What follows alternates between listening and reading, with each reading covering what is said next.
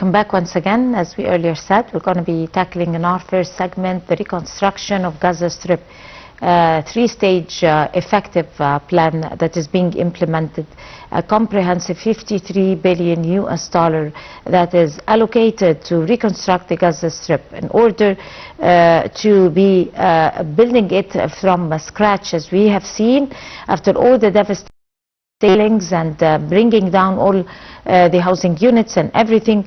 And of course this plan is supported by the Arab League and other institutions. Of course there is going to be rubble removal, and there is shelters for the people displaced, and also a smart city, a long-term plan to implement a smart strategy inside Gaza, and with an economic growth targeting restoration of normalcy.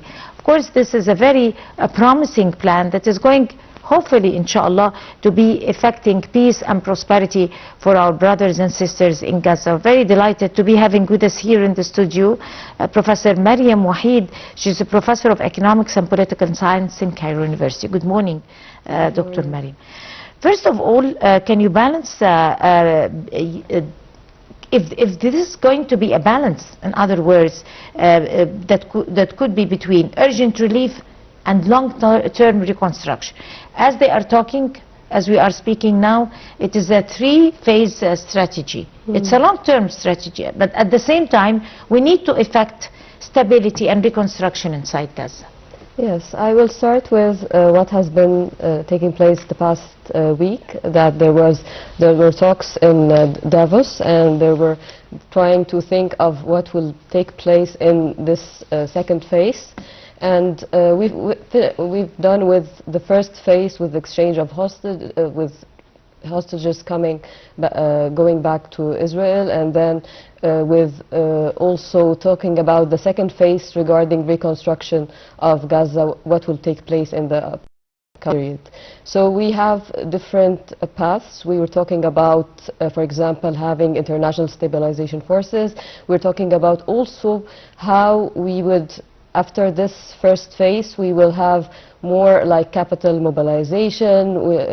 Also the US government is thinking of having more actually investments taking place in Gaza. That's the vision that has been portrayed in the past few weeks, that there will be a new Gaza Strip with new investments, with new apartment buildings, with reconstruction, and also thinking about what will take place in terms of governance, having a new committee, this national committee for Gaza, and that's supervised. There's also an oversight committee that will be in charge of supervising what will take place, besides the board of peace and the executive committee as well. So we have a lot of committees, but the idea is that we will have a technocratic Gaza in the period, and also the police in Gaza, and this was made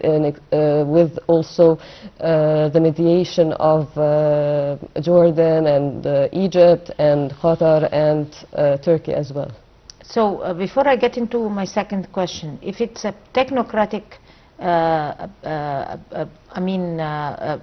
community or a panel to be able to looking over the situation in Gaza, that's a permanent one, of course, a temporary one. Yes. But at the same time, this means that there is a complete eradication of PLO, new members from scratch? We have, yes, that has been formed of Dr. Ali Shaf, and he is in charge of this technical government now in Gaza, and there will be talks later on. It is going to be a government or a panel, or what type of... It's a committee. Right now it's a committee. It's a committee, yes, in charge of dealing with this transitional period. It's a temporary one, it's not permanent. Just like any other transitional period, yes, in a stage like that. So my second question to you is that how important is rebuilding infrastructure like health, like education, like sanitation, energy, and also achieving social instability?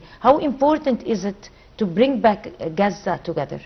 So since October 2025 that there were talks of the beginning and starting this 20-point plan by the US President Trump, and the idea was to finish this period of 2 years of bombardment of the Gaza Strip and to try to rebuild or reconstruct Gaza.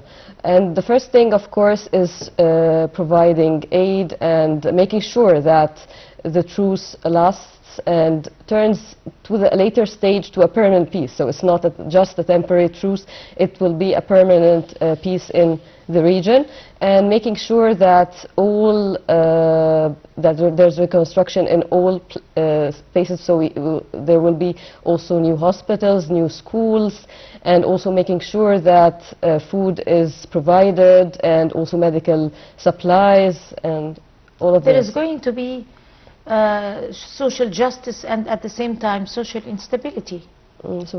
Yeah. The idea that our social stability, yes, at the same time. So there are two phases. Actually, there are 3 stages. Yes. But let us talk about the first phase and the second one. How exactly is going to be the second one different from the first one? In what sense? The idea that, of course, that there are still, for example, if you see or the news in the past week also, that there are still some UN entities also that were destroyed by the Israeli government. So it's still that there are some, of course it's different from the bombardment that has been taking place in the past 2 years, so it's less. But still we need to make sure that it's complete truce, and because actually having also the UN entities, that's a guarantee that there will be a peace in the region. So we have international agencies, we have the UN agencies taking place. Also, besides, for example, the Egyptian Red Crescent, also that it sends a lot of convoys in Zaid al-Izza. Also, we need also the UN entities also to provide the supplies and to be working in the area as well. There has been UN agencies and international community ever since this war struck, or the bombardment or genocidal war that was waged against the Palestinians in Gaza. There has been international community, there has been UNRWA, there has been other, I guess like other international communities also, and they were bombarded and killed. So some people would that this could not be a promised guarantee, because they would violate the terms, the other side, the occupation. They're going to violate those terms.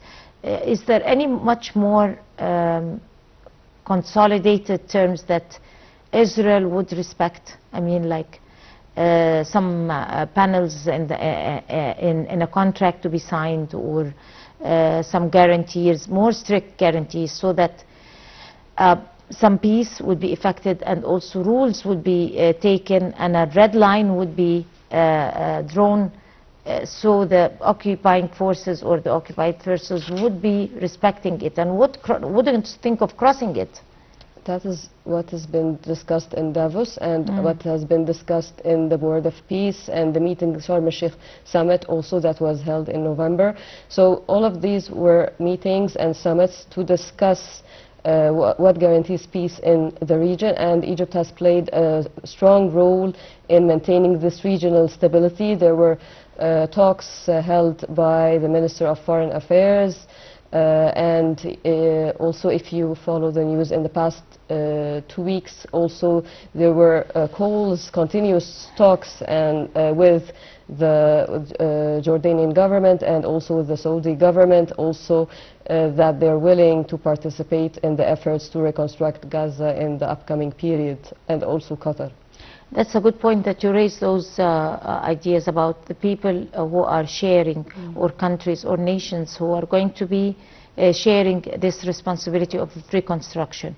Of course, like we said earlier, that the Board of Peace was initiated by President Donald Trump and by the American side, and he also conditioned that everybody who chooses to be a member should be allocating some bulk of money investments in in order to be, this money is going to be directed into the reconstruction of Gaza.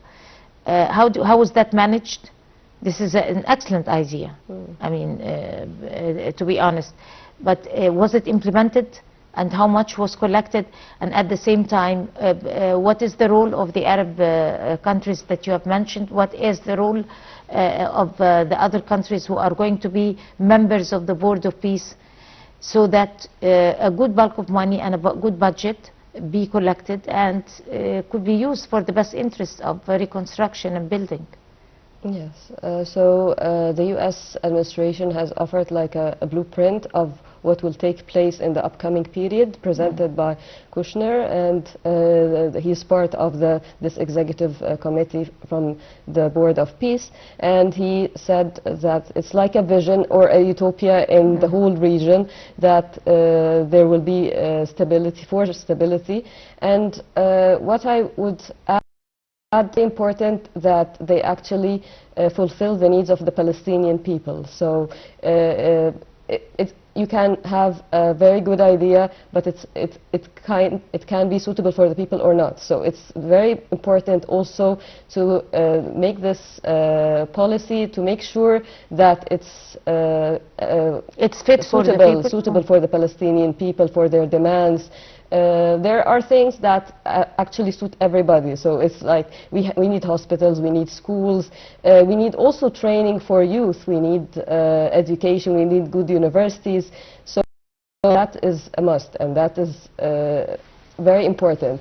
But what is really important also right now is because we're in the winter time, so Palestinians would need a lot of shelter materials, and also to make sure that jobs and to guarantee that there are food supplies, and they have all the medical supplies as well.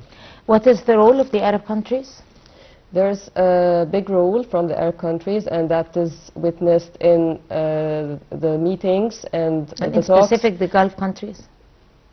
Specifically, actually, I would not specify specific countries, because a lot of countries in the Arab region as a whole are actually working on having peace in the region. So we would have also the Algerian government is playing a role, Qatar, and also Jordan, also Saudi Arabia. So they're all talking about the future of the Palestinian people, and if in the Gulf countries, they're actually ready to contribute to by capital mobilization, by the investments for the Palestinian people in the upcoming period.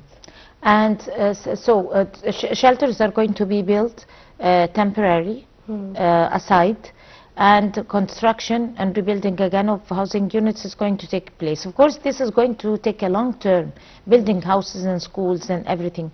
I mean, erecting a whole city again from scratch, it's going to take quite a long time.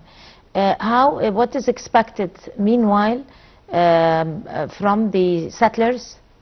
Because there are skirmishes that erupt from time to time, or every day, from settlers with a green, a flag from the other side, and also from the occupying forces. This is one big deal that should be taken. And what is the role there of the Board of Peace? Is it going to be performing its duties from day one with the reconstruction and building, I mean, effecting peace, monitoring the situation? Because a lot is taken about the Board of Peace, but at the same time, there wasn't a specific assignment taken yet, or clear to the people who are observing. Yes, it's taking a lot of time, the discussions, but I believe that if you are, for example, when you are writing a constitution for a country, so you need a lot of time to discuss what will be design of this new country, or this country. And it's easier when actually, or this new regime I mean, but it's easier when you actually know the pitfalls, and because, for example, the new technocratic government has mentioned that we need only one government. We don't in Palestine. We don't need. We need one weapon. We don't need a lot of people having weaponry. So we need to, and this is very important in any country, that there's no like different people from scattered forces having weaponry. So this is against stability in the whole. So trying to overcome these challenges, to actually pinpoint what are the challenges, and also to work on, for example, having new housing. This is take a lot of time, like having new houses and developing apartment buildings and building those apartment buildings. But what will take place actually is the design, the new political regime, that it needs to have, like, who will be trained to be part of the government, how would the government be designed, the different main ministers that will be part of the government. So there are talks on this right now. So this is the role of the technocrat committee. But what is the exact steps will be taken by the Board of Peace? And what numbers, first of all, exactly who is going to be, I mean, besides with Egypt, of course, because Egypt was first chosen, but what other countries that were already sharing with Egypt, and at the same time, what exact roles that are going to be played? The main discussions right now is about the technocratic government, which was formed. So this was the first step. And the second step is thinking about the international stabilization force. So this is not till now agreed upon, because Israel that it doesn't agree upon the participation of some countries. Some countries didn't want to participate in the international stabilization force. I think that in the upcoming period, more discussions on the international stabilization force, which is not yet formed. So what has been formed is the executive committee, and also the national committee has been formed, and there are the first design, or the first blueprint of what will take place was mentioned last week by Kushner, regarding having apartment buildings, having a totally different apartment buildings, skyscrapers, so a totally different design in a complete Gaza. Smart city, and like they said. Yes, but also I would like to add, regarding the West Bank specifically, regarding settlers, that will also there can be more discussions on also trying to limit any kind of these attacks on the Palestinians in the West Bank as well. On that note, Professor Mariam, Economics and Political Science, Cairo University, would like to thank you so much for coming over to the breakfast show. Thank you so much. You have a beautiful day. Thank you so much for coming. And of course, we're going to go take a short break and come to continue the show, so stay with us.